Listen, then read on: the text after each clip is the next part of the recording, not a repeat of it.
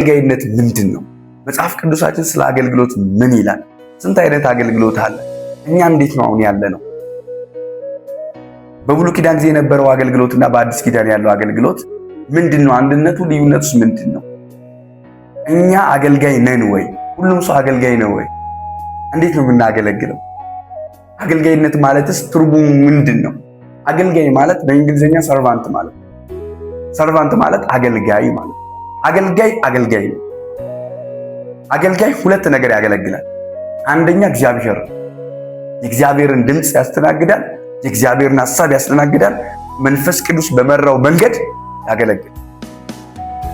መጀመሪያ አገልጋይ የማንን ድምፅና ማንን ነው የሚያገለግለው? እግዚአብሔር። ሁለተኛ አገልጋይ የሚያገለግለው ህዝቡን። አገልጋይ በመጀመሪያ እግዚአብሔርን ሲቀጥል ህዝቡን ያገለግላል። አገልጋይነት ነው።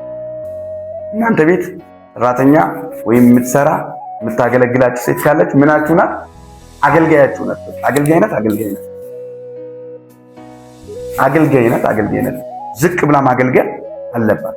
አገልጋይ ዝቅ የሚያገለግል ጌታ ኢየሱስ እግራቸውን ሊያጥብ ተነሳ ይላል። ጨርቅ ያዘ። እግራቸውን ሊያጥብ ሲነሳ ጌታ ሆይ አታጥበኝም ማለት ጴጥሮስ። ጌታ ግን ምን አለው መልሶ?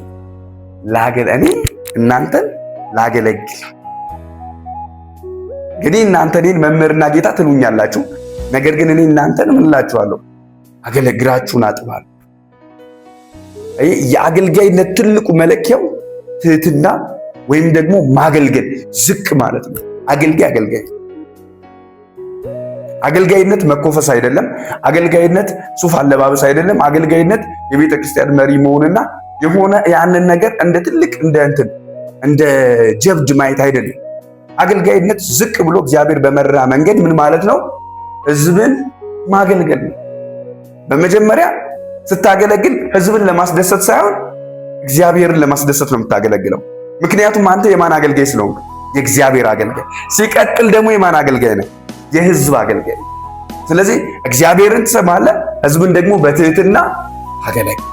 እግዚአብሔርን በመታዘዝ ለህዝብ ደግሞ በመገዛት ህዝብን ደግሞ በመውደድ አገለግላል።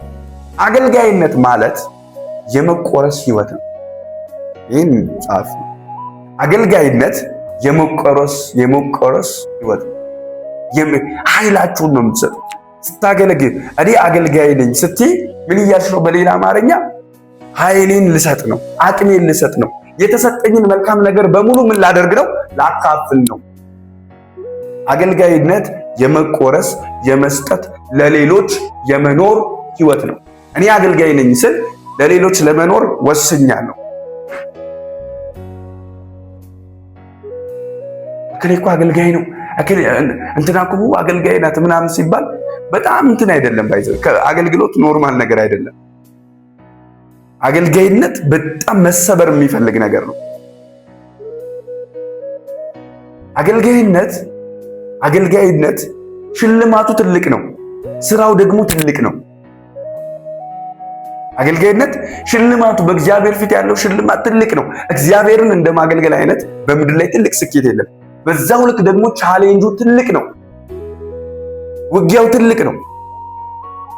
ለማገልገል ስታስቢ ለማደግ አይደለም ማሰብ ያለብሽ። ለማገልገል ስታስብ ገንዘብ ለማግኘት አይደለም ማሰብ ያለብሽ። አገልግሎት የስኬት መንገድ አይደለም።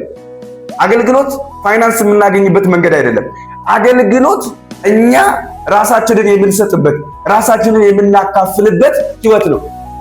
አይገርምም? እኔ አገለግላለሁ ስትል አንደኛ ለእግዚአብሔር እኖራለሁ፣ የእግዚአብሔርን ሐሳብ አስተናግዳለሁ።